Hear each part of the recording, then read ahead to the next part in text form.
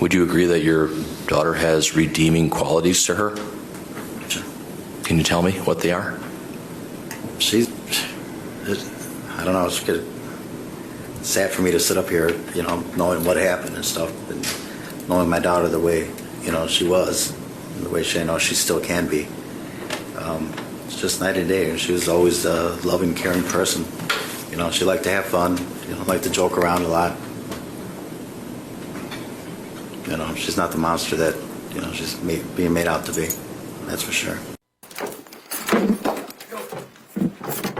Stop it. Stop it.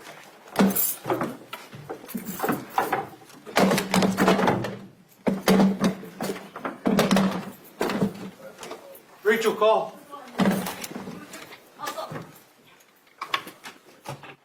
I've covered cases with love triangles, revenge, but this one felt like something out of a horror script. But it's real.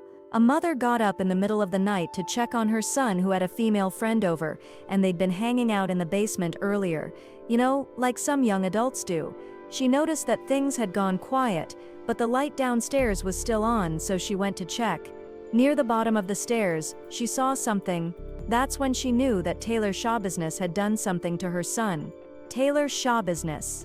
Yeah, she had business with Shad Thyrion, the kind that started in a basement and ended with a crime scene.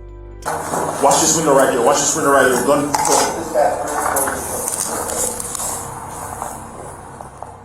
Taylor Schabusiness was born in 1997. She spent the early part of her life in Chicago. When she was 12, her mother passed away. Her brother died later in a crash, and her father ended up incarcerated. After losing her mom, she moved to Texas to live with her grandparents and finished high school there. Later on, she moved back to Wisconsin, where she started reconnecting with people she'd grown up with, including Shad. They had a history, same school, same town, same group of friends. Shad was quiet and creative. He liked wood carving and video games. His mom said he was someone who liked to be around people, but he was always gentle. Well, Taylor had already started slipping. She had a criminal record, she was heavily using drugs, and she was married to a man who was in prison. They both changed their last names to Schabusiness. At that point, Taylor was mostly on her own, and using drugs more regularly. She wasn't hiding it, and in the weeks before everything happened, she and Shad had started seeing each other again. On a night in late February 2022, Taylor picked up Shad and brought him back to the house. They went down to the basement. There were drugs involved, and according to Taylor, it wasn't their first time using together. Shad had 2 metal chains with him. Taylor said they'd used them before. At first, things were consensual. During the later investigation, Taylor told police, "He laced it. I was gonna walk him like a dog. He wanted that. He put it around his neck while we were playing, and then, I just didn't stop." Here comes the chain, right? And then he put it around his neck while we were like playing around and shit, and then Shad's body remained in that basement. Taylor stayed for hours. That was the night Shad's mother found out. She hadn't heard anything unusual, just silence. Until she walked down and saw it for herself. Shad's mother made a 911 call. When police arrived at the house, they followed her directions and went down to the basement. They found evidence, they confirmed what was inside, and started clearing the house. Soon after that, they began identifying what was left at the scene.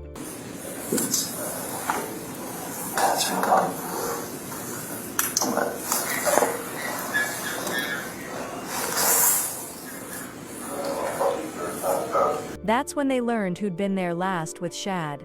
Taylor Schabusiness. Police headed straight to her apartment. She lived about 10 minutes away. Her van was parked outside. There were visible stains on the vehicle and on the ground near it. One officer noted what looked like a bloody footprint. Inside the van, they later found additional items connected to the crime.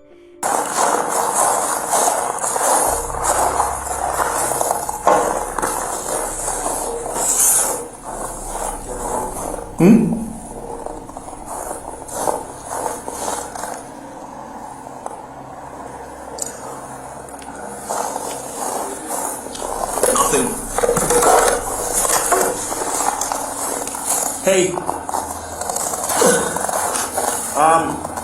Is this blood? Does this look like blood to you? Or am I just tripping?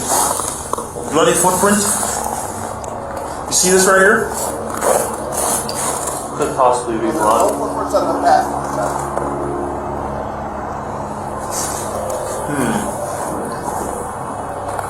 Hey, who did that?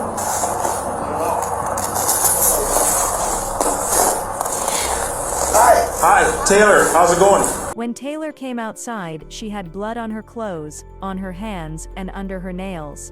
She didn't ask why the police were there. She didn't seem confused. She just looked at them and said, "You'll have trouble finding everything." Officers placed her under arrest. From that point forward, everything she said was recorded. At the station, she sat down with detectives, and she talked. She admitted that she and Shad had been using drugs the night before. She said they'd been experimenting, but this time she went further. Too far. When asked why she kept going, she said, "I just didn't want to stop." She also claimed she was blacking out during parts of it, and that she wasn't thinking clearly. She mentioned feeling detached from what was happening. Throughout the interview, she went off topic several times, laughing at random moments, mentioning dreams, referencing old memories. At other times, she was calm and clear. No, that's my neighbors. Your neighbor's man. Oh, the guy I was staying at? Okay, so this, where did you go? Which place where did the police get you? Was that on Eastman? Is that correct? Yeah. Is that where you live? Yeah, Okay. I'm staying there right now. Okay, is that your apartment? No, No. Whose apartment is it? that man, And who is that man? Scott Thomas. Scott? Thomas. Okay. So, that's his van? Yes. Okay. And so, did you leave from Shad's house and go to Scott's house sometime today? Yeah. Okay. Well, they found part of Shad at his house, his mom's house. Found his head. Where's the rest of his body? It's there, inside his house. She responded to their questions and explained what had happened in a matter-of-fact tone. Investigators searched her phone and found concerning search history entries. In court, her attorney tried to argue that the search history was prejudicial. Meanwhile, police were still processing the house. They worked alongside the medical examiner, carefully collecting evidence from the basement. Everything was bagged, cataloged, and matched against what Taylor had said in her interview. One of the lead officers described the scene later in court. A human head in the bucket. Verify we had in fact found.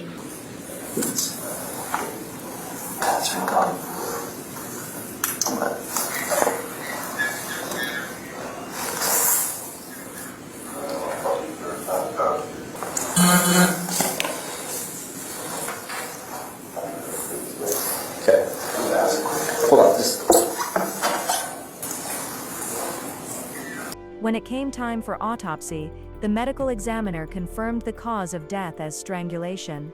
Taylor Schabusiness was charged on 3 counts, including first-degree intentional homicide. From the beginning, her defense team pursued a plea of not guilty by reason of mental illness or defect. During her interviews with law enforcement, Taylor had appeared calm. Some experts said she was lucid and coherent. Others argued she was in a psychotic state, triggered by drug use and long-standing mental health problems. The court ordered multiple evaluations. She was diagnosed with bipolar disorder and other conditions, and she had a documented history of treatment going back to middle school. Still, in March 2023, she was ruled competent to stand trial. At one point, during a pretrial hearing, Taylor attacked her own attorney in the courtroom.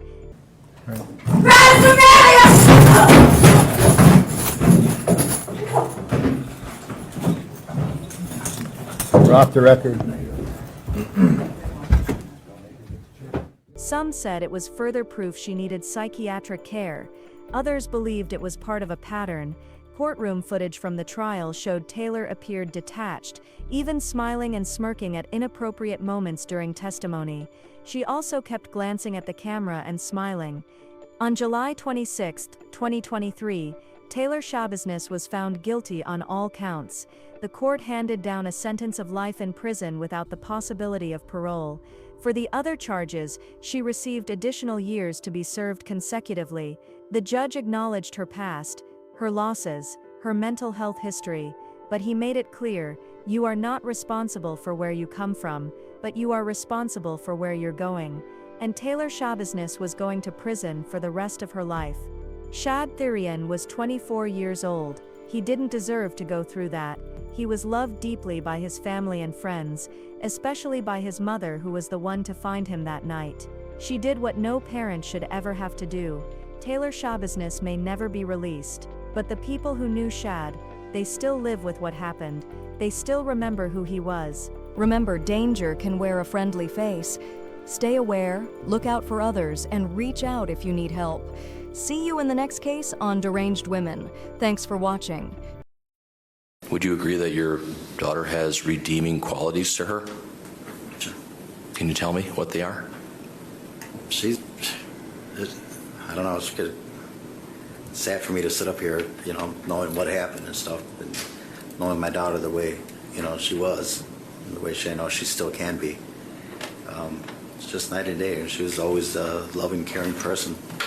She liked to have fun, liked to joke around a lot. She's not the monster that, she's being made out to be. That's for sure.